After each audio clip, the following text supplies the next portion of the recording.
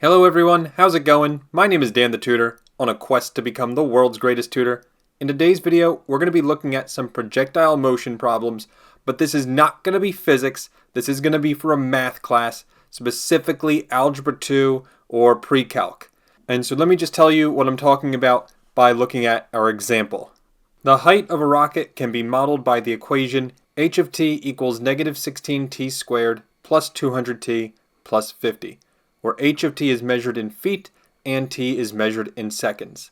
Part A, we want to find the rocket's total time of flight. Part B, we're going to find the rocket's peak height. And Part C, at what time is the rocket's height exactly 600 feet. So you can replace a rocket with a ball or a rock or anything that can go up and then down in the air. But how are we going to solve this question? Let's start off with Part A, finding the rocket's total time of flight. If you want to know what to do here, it's pretty easy. You just have to ask yourself, when does a rocket hit the ground? And the answer is when its height, h of t, is 0. So in other words, you just need to set the function equal to 0 and solve. Now you're not going to solve this one by factoring. We're going to need the quadratic formula, which is normally x equals, but in this case, it's t equals negative b plus or minus the square root of b squared minus 4ac all over 2a. Where in this case, a is negative 16, b is 200, and c is positive 50.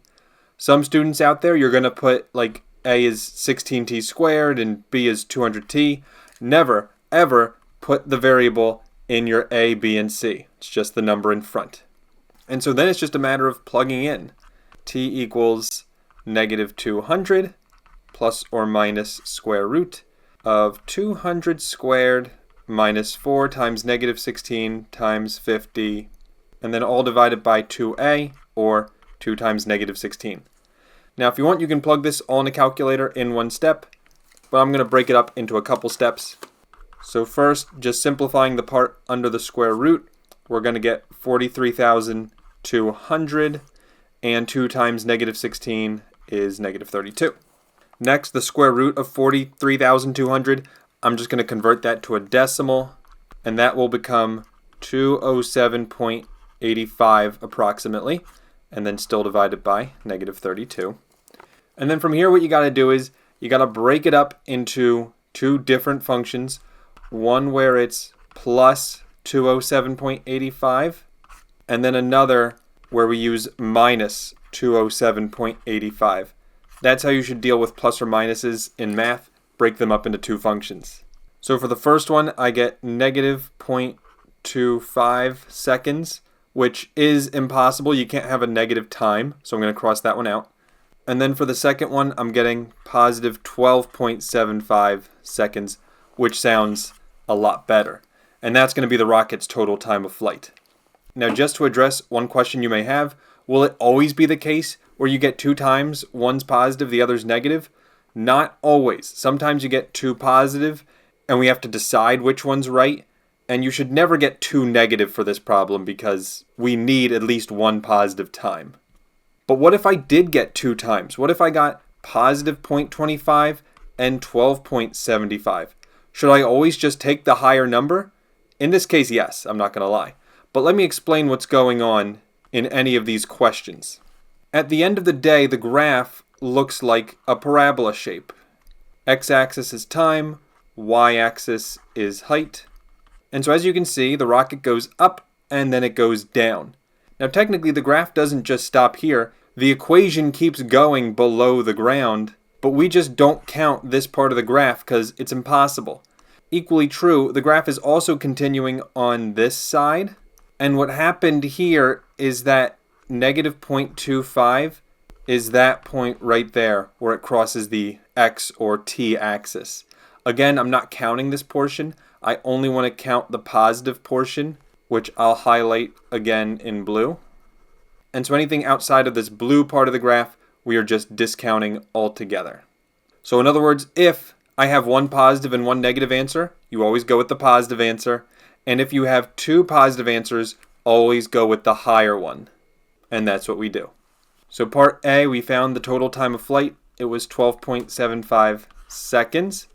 Now for part B, that was the peak height. How are we going to find that?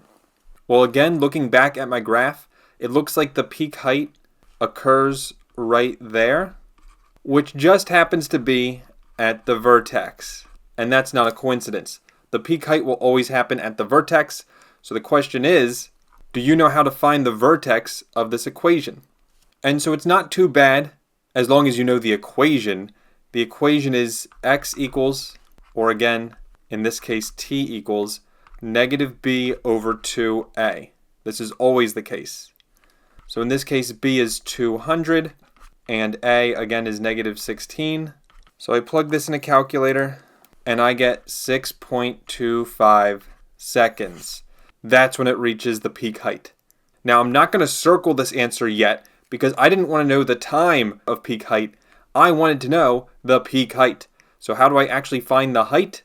You just have to plug in 6.25 wherever you see a t in the original function. So in other words, negative 16 times 6.25 squared plus 200 times 6.25 and then plus 50. Plugging this all in a calculator, I will get 675 feet, and there's our peak height. So that's it for part B. Now just part C. At what time is the rocket's height exactly 600 feet? Here's what we do for this one. You're saying the height is exactly 600, so I'm saying h of t is 600, so I'm saying 600 is equal to my function. And since I'm asking for the time, I just need to solve for t. Since this is quadratic because of the t squared, I need to set this equal to 0. That means I'm subtracting 600 from both sides. And now it's 0 equals negative 16t squared plus 200t minus 550. And now once again, I'm doing quadratic formula, where this time a is negative 16, b is 200, and c is negative 550. If you want to do it along with me and see if you get it right, negative 200 plus or minus square root of b squared minus 4ac all over 2a. Now, since I already showed all the steps in the last problem, I'm just going to tell you the results that we get. One of the times we get will be 4.08, and the other time will be 8.42. Now the question is, which one's right? And this time the answer is both. How come? I thought I just said it had to be the higher time. Well, that's when it hits the ground. One more time, looking at the graph, we have the vertex right here at 675 feet. But if they want to know when is the height 600 feet, let me just mark that right here at approximately right here on the graph. And let me just extend this line going out all the way I can. And the reason why I'm doing this, I just want to point out to you that 2 times is where these graphs intersect. In other words, I'm going to get 2 times as my answer. And like I said, this first time was 4.08, and the second time was 8.42. And so that's what's going on here in the graph. But at the end of the day, I just want to make sure you have both times circled because those are the correct answers. So that's how we do these projectile motion questions in Algebra 2 or Pre-Calculus. If you want to see what this question would look like in a calculus class, I also have a video on that. I'll put the link in the description. But that's going to do it for today. Thank you all for watching. Have a great rest of your day, and I'll see you in the next video. Take care, and bye-bye.